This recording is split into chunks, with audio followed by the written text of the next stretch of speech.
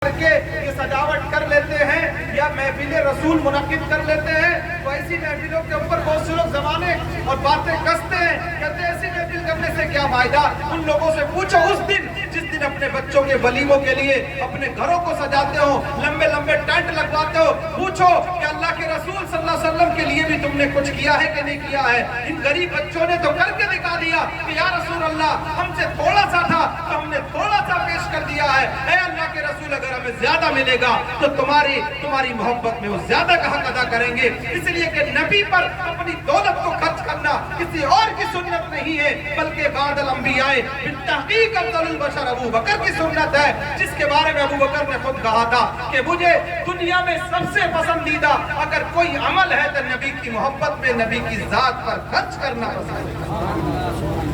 اس لیے جو نوجوان اچھے کام کرتے ہیں ان کی حوصلہ افزائی ہونا چاہیے، اور جو لوگ ان کاموں سے روکتے ہیں ان کا حوصلہ توڑنا چاہیے، ان کے ان اعمال پر دھیان دینا چاہیے کہ یہ جو ٹوک رہا ہے، جو روک رہا ہے، کبھی اس نے نبی کے نام پر کچھ کیا ہے کہ نہیں کیا ہے، اور اگر نہیں کیا تو ایسوں کو فالو نہیں کرنا چاہیے، انہوں فالو کریں، انہیں مانے جو نبی کی محبت سے کریں۔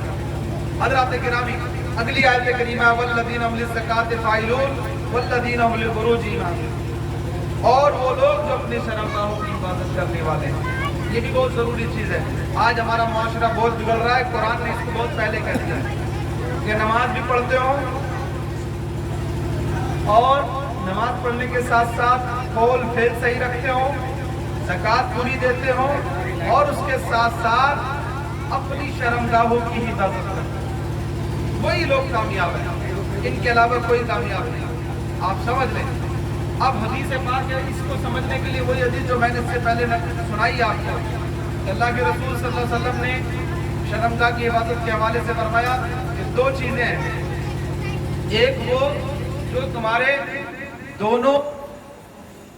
لبوں کے بیچ میں ہے، دونوں ہونٹوں کے بیچ میں ہے، وہ کیا ہے؟ زبان، اور ایک وہ جو دو تمہاری رانوں کے بیچ میں۔ حضور فرماتے ہیں ان دو کی حفاظت کی ذمہ داری تم لے لو، جنت کی لے جانے کی ضمانت میں دیتا ہوں۔ بات بہت چھوٹی سی ہے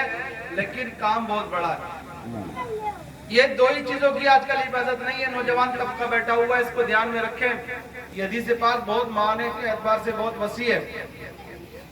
آج نکاحوں کی حفاظت نہیں ہے، آج جب سے یہ موبائل آیا تب سے گناہوں سے کوئی آنکھ سلامت ہے، ورنہ نہیں ہے۔ راتوں کی تاریکی میں لوگ، اب پہلے ہوتا تھا کہ تنہائیوں میں لوگ گناہ نہیں کرتے تھے، لیکن اب یہ ہو رہا ہے کہ لوگ تنہائیوں میں زیادہ گناہ کر رہے ہیں۔ بہت سے نوجوان اچھی محفلیں چھوڑ دیں گے لیکن تنہائی موبائل چلانا نہیں چھوڑیں گے۔ حضور پاک علیہ السلام نے اس لیے فرما دیا، عام آسان لفظوں میں کہہ دیا گیا کہ جو لوگ اپنی شرمگاہوں کی حفاظت کرتے ہیں، یہ بہت اہم چیز ہے۔ اس حدیث کو بھی سمجھ لیں، اللہ کے رسول صلی اللہ علیہ وسلم نے جو حدیث بیان فرمائی ہے، زبان کی حفاظت، یہ بہت اہم چیز ہے، کیونکہ اسی زبان سے لوگ